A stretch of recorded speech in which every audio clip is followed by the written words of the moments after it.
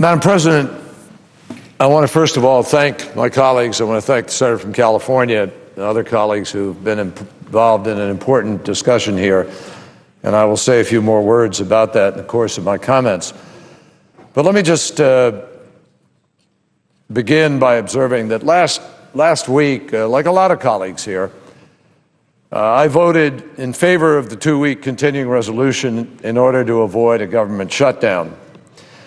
But I will say that I did so extremely reluctantly, and I'm not inclined to continue to do that in a series of hatchet budgets that continue to make cuts without regard to the larger budget considerations that we need to be considering. And I know colleagues on both sides of the aisle voted reluctantly. But frankly, Madam President, it's insulting and it's frustrating that we're reduced to passing incremental allowances just to keep the government functioning.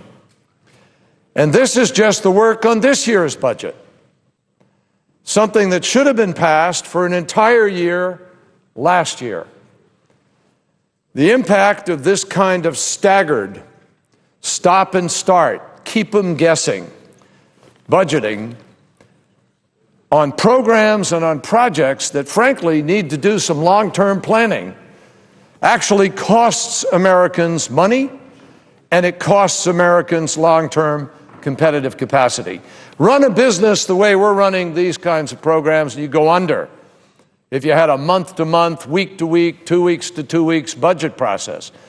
No department head can plan for the long term because they really don't know what they're going to have, how much they're going to spend.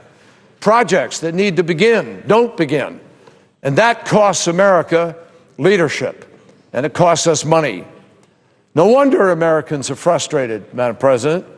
All we do is bounce from one short-term, stopgap solution, Band-Aid approach, to another, always deferring the tough decisions and the adult conversation, which is exactly what the American people sent us here to engage in.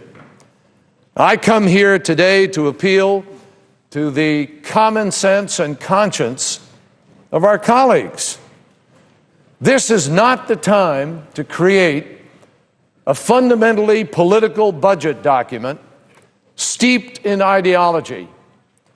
It's not the time to put forward a set of choices, many of which have absolutely nothing to do with reducing the deficit or the debt, but everything to do with ideological goals long sought by some, now cloaked in the guise of deficit crisis in order to achieve what they've never been able to achieve to date. Everyone here knows. You have private conversation with colleagues, and they'll nod their heads and acknowledge to you how serious this budget situation is. We need a serious conversation about our fiscal situation. And it begins with a comprehensive discussion about discretionary spending. Yes, that has to be on the table. But what about entitlements? What about revenues, Madam President? Everyone here knows that we have to work towards a long-term solution in order to reduce the budget deficit and the staggering debt of our country. And we're going to have to reduce some federal spending and make appropriate changes in entitlement programs in order to do that. And when we're honest about it, it means you have to talk about everything.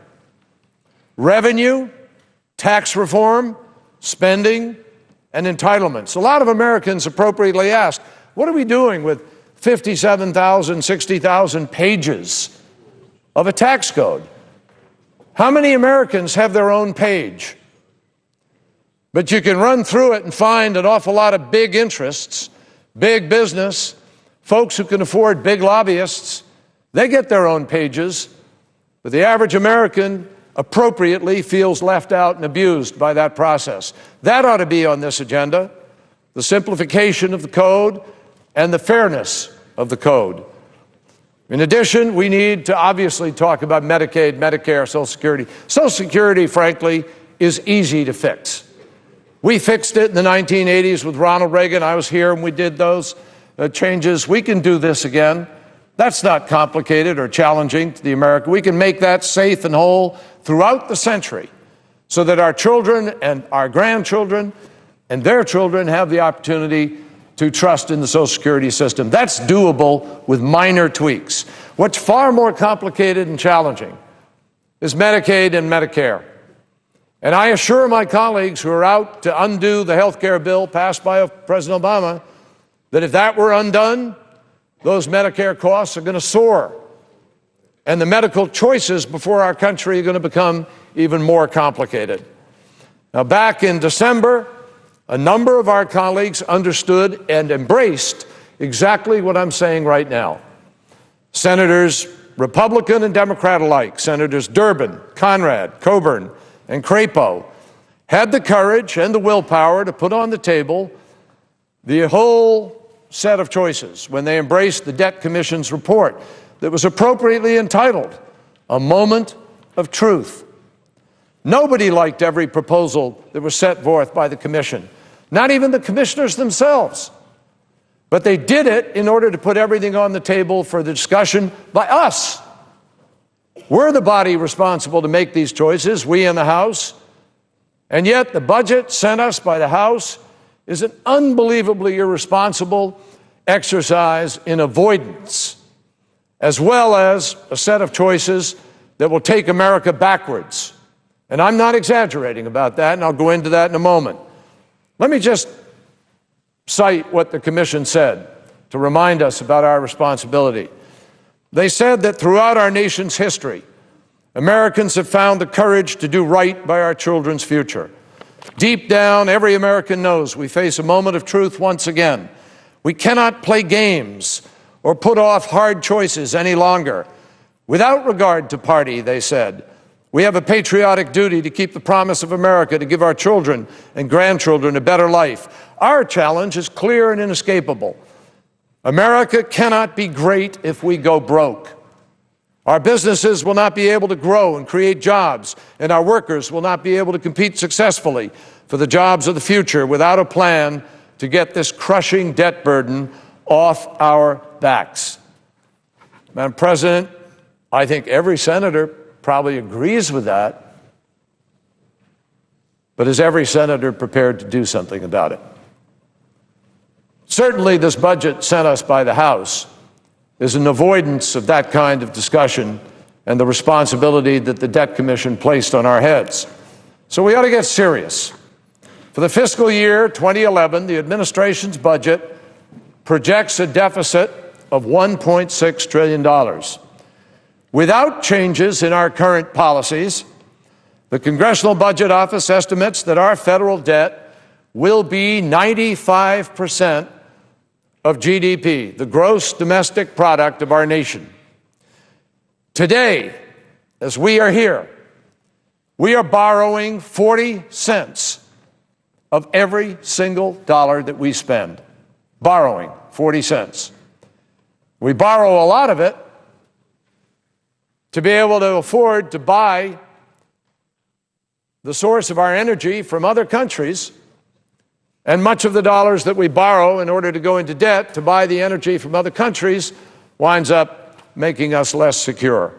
This is not a smart cycle, not a virtuous cycle, and certainly not something that we're locked into. We have a whole set of other choices. Let me also point out to my colleagues, revenue right now, spending is at the highest level as a share of our economy that it has been in more than 60 years. We are spending more than we've spent as a share of our economy at any time in 60 years. But we are also collecting less revenue than we have ever collected in the last 60 years. There's something wrong with that equation. It seems to me clear. Many of us objected and opposed the tax cut that wound up putting us in this predicament, that we've been on a binge of political sloganeering. And the political sloganeering has been appealing to the easiest instinct of every American. Who doesn't feel they don't pay too much? But the fact is, the burden that we pay is far less than many other countries. It's at a mean of where it's been in our history. And as I said, less revenue than any time in 60 years. That's part of what contributes to our debt. And it also robs us of a whole set of other choices in terms of American competitiveness. Now, let me point out, to listen to the members of the House and some of our colleagues, you'd think the president didn't do anything about this. In fact, the president is the only person who's put a budget before us, a realistic one. The president is the only person who's really put in a plan to reduce the overall debt, not just a CR for a temporary basis, but an overall budget with a plan for how you grow America and reduce our deficit. And the president's budget does significantly reduce deficits. I remember in the 1990s when we faced this very question, and I remind my colleagues, we did balance the budget. The last party presiding to balance a budget was President Bill Clinton. And we did it jointly, working together in a responsible way.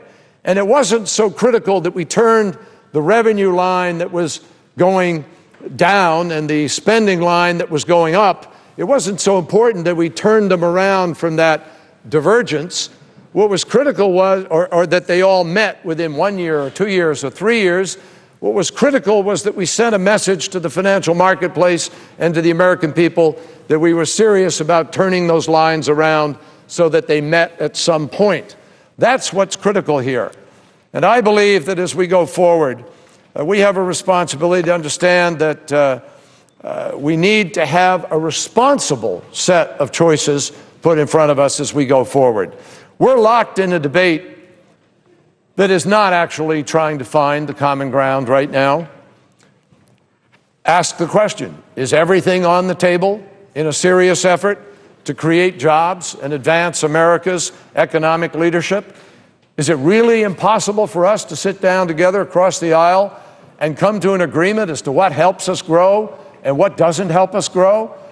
Is it really true that American senators have the inability to be able to agree as to where the benefit comes to the economy and the multiplier effect with respect to science research or technology research or other kinds of things that we can excite in the private sector?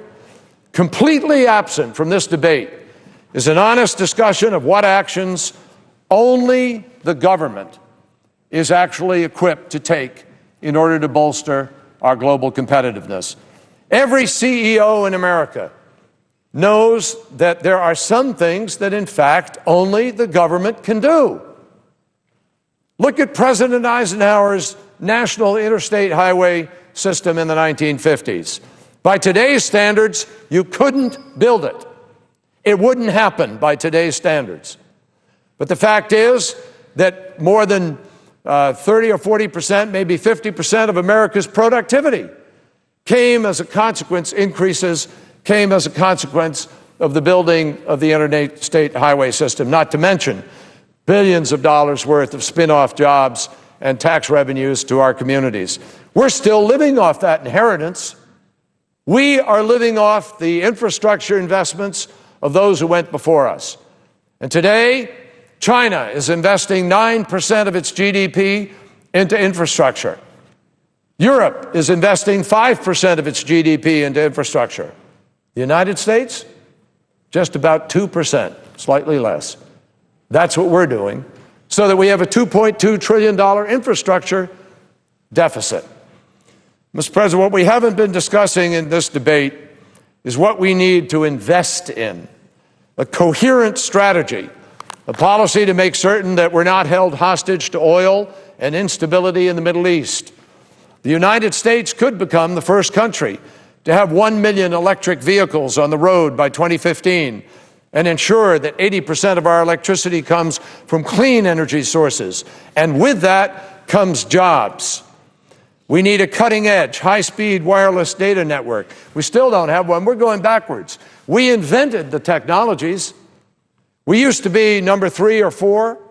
Now we're drifting back to number 16 or number 21, depending on whose measurement you look at. By any measurement and any standard, we're going backwards, while other countries are going forwards, and it's because we're not investing and we're not making it attractive for the private sector or the private citizen to be able to achieve this. America has always been a competitive country Our DNA is innovation and creativity and entrepreneurial activity. And the fact is that right now, we're not doing the things that we could do to joint venture with the private sector to attract the best jobs and create the best opportunities. We have to become that nation again. That's what our budget ought to be discussing, and we ought to be able to agree across party lines as to how we do that. The budget passed by the House of Representatives not only doesn't present a realistic set of choices with respect to how you make America competitive and create higher paying jobs and grow our economy, not only does it not do that, it actually strips away the opportunities to do that. It takes us backwards, Mr. President. The House budget is going to lower the deficit by only 6% because they're focused only on domestic discretionary spending. They don't focus on defense spending. They don't focus on Medicaid, Medicare, entitlements. They don't focus on some of the waste and duplication within the system. They just strip away at a whole bunch of programs that many of them have opposed for their entire life in politics and voted against in the first place. And they're using the opportunity of this budget to put those choices back on the floor and to try one more time to press an ideological agenda. That's why only 13% of the budget is being focused on in what they're doing. They've sworn off any discussion of the really hard choices. So here we are, 3 months after the Commission put forward its important proposals, and the United States Senate is trapped in a political moment when what we really need is a moment of truth. Mr. President, we have to find a way to make these tougher choices. Now, I want to be clear about what I think they are. I would ask my colleagues, do we want a government that is too limited to have invented the internet? A lot of people don't think about that. But the fact is, the government invented the internet. It was a spin-off from ARPA, from research into how we might be able to communicate in the case of nuclear war. And so we were creating this communications network, which became the internet, and then the private sector saw the opportunities and took those opportunities and translated them into what we have today, which has revolutionized the way people communicate and do business. But it came from the government, Mr. President. Just as digitalization came from government research. The space program, which also produced Gore-Tex and microwave and Teflon and a host of other products that are now out in the marketplace where we've created millions of jobs. The internet created 1.2 million jobs and has added 2% to the gross domestic product of our country. And we want to have a country that's so limited that we don't do those kinds of things? Taxes so low that everybody feels good, thinks they're better off, but we don't do the research that's necessary to create jobs and new industries and fill the treasury with the revenue that educates a lot of our children and provides cures to diseases and opportunities for poor people to be able to break out of poverty and touch the brass ring of America. We have to get past the slogans and the sound bites. We have to reason together and talk about the things that America does best. If we're going to balance the budget and create jobs, Mr. President, we can't pretend that we're going to do it by eliminating earmarks and government waste. You have to look at how we did it previously. In the early 1990s, our economy was faltering because deficits were too big and debt was freezing capital. We had to send a signal to the market that we were capable of being fiscally responsible. Guess what, Mr. President? We did it. And we did it without a reckless assault on a whole series of things that make a difference to the quality of life of our country and to our ability to be able to create jobs. We saw our economy turn around in the 1990s, and we created 22 million jobs. We created unprecedented wealth in America. Every single income level in our country saw their income go up in the 1990s. We created more wealth in the 1990s than we created in the 1920s and 30s with the great barons of wealth of that period, the Carnegies and Mellons and so forth. And we did it by committing the country to a disciplined path where we spoke to the potential of the American people, working with Republicans. It was bipartisan.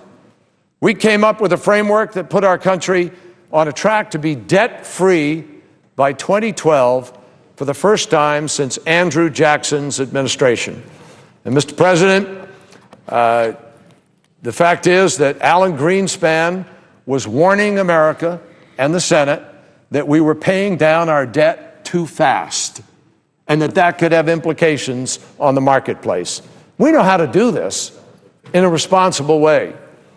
How we got off track from that is a story I'm not going to go back into right now. It's pretty well known. But the truth of how we generated the 1990s economic boom is a story that has to be retold again and again. So let me just point out the difference here.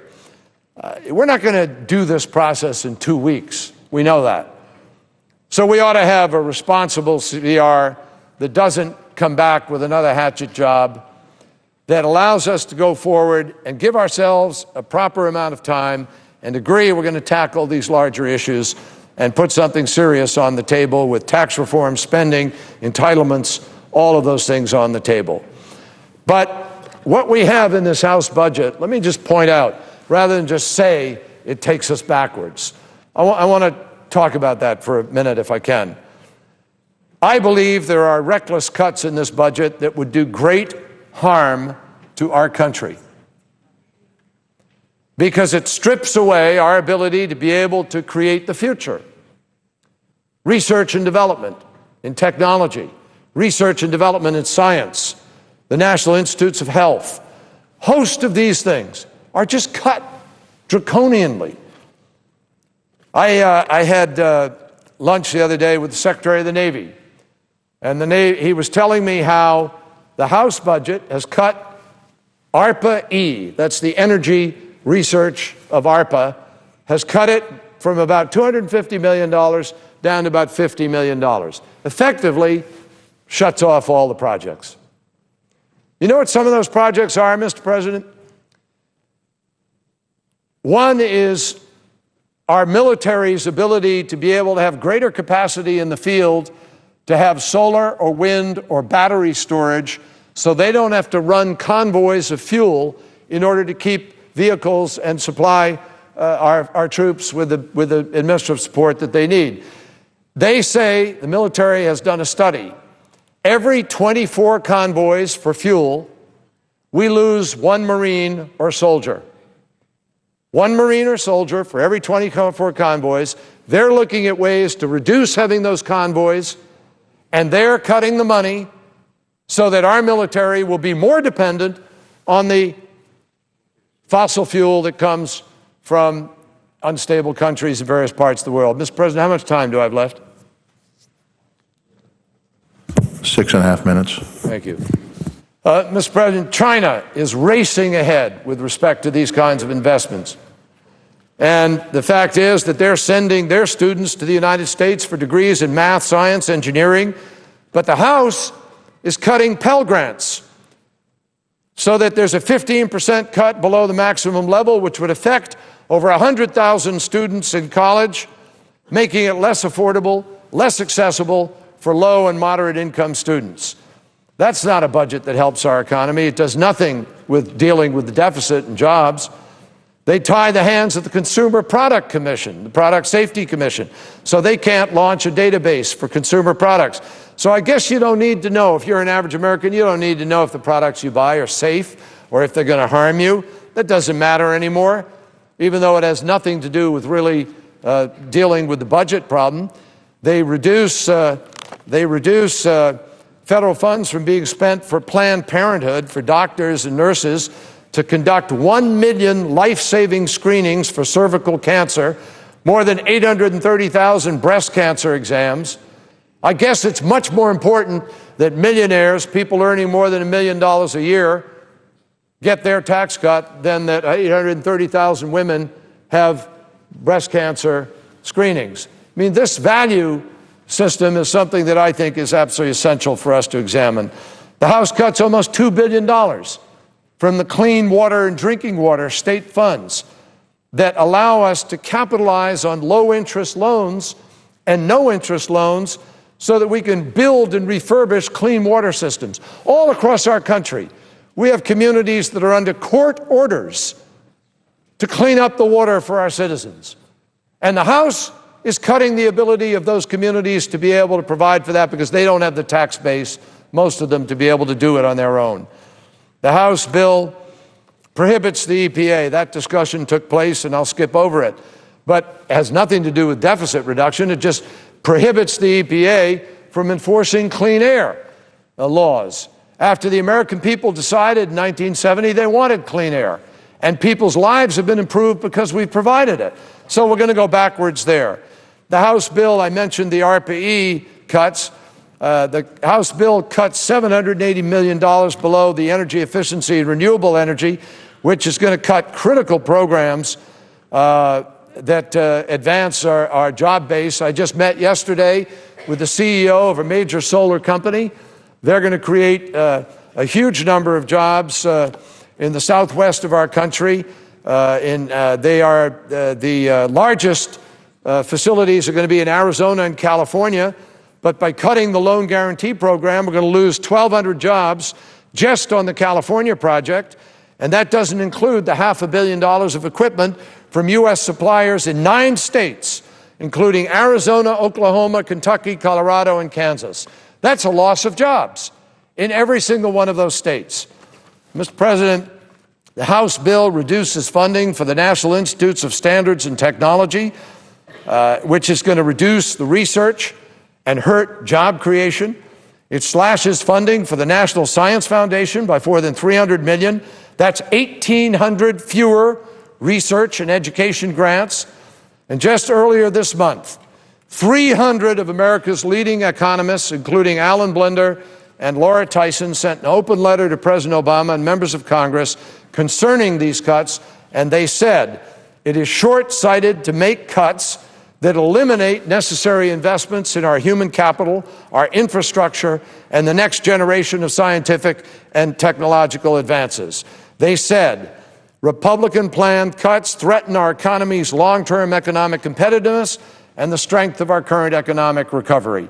The letter goes on to say that we need to look at and sustain the critical investments in the productive capacity of the United States. Mr. President, you're a farmer. There ain't a farmer in the country who doesn't know you don't eat your seed corn. But that's what we're doing here. We're eating our seed corn.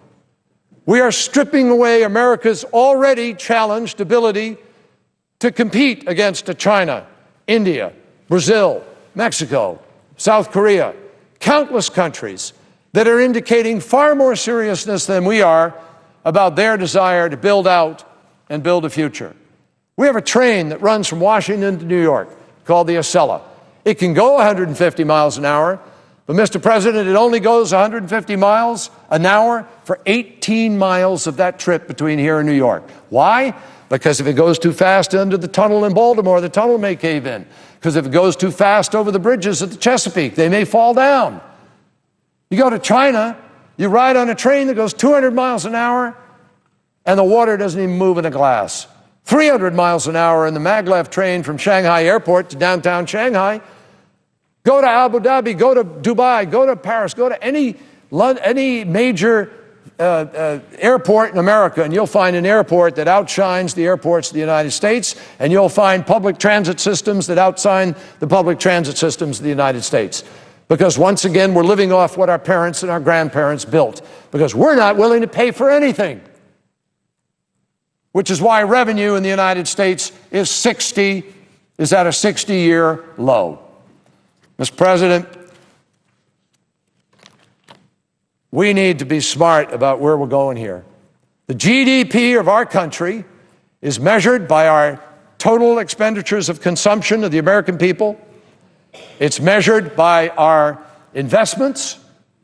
It's measured by government spending and investment, and by our exports minus our imports. That's the GDP. That's how you measure GDP. How can these folks sit here and say, if you cut the government spending, you're not going to cut the GDP? Which is what every major economic analysis has said. So yes, we have to cut waste. Yes, we have to cut some spending. Yes, we have to be responsible. But let's be responsible in a responsible way by looking at the overall budget and the places that we can reduce at a tempo, Mr. President, that doesn't do injury to our ability to be able to invest in America's future, create the jobs for the future, but nevertheless send the right message to the marketplace and to the American people. We've done that before. We saw the longest expansion in America's history. Staring us in the face, Mr. President, is the largest economic opportunity of a lifetime. The energy marketplace is a $6 trillion market with 6 billion potential users today, rising to about 9 billion over the next 30 years. But we're not engaged in that. 2 years ago, China produced 5% of the world's solar panels. Today, they produce 60%. And the United States doesn't have one company in the top 10 companies of the world's solar panel producers. What are we doing?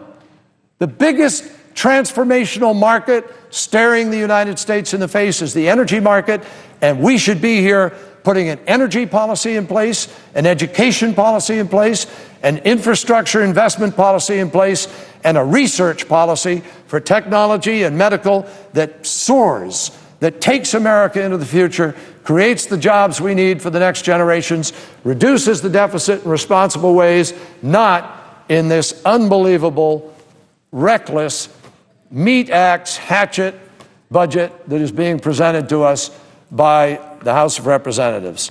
We need to find the common ground. Mr. President, I ask unanimous consent that the full text be placed in the record as if delivered in full. Without objection. I thank the chair.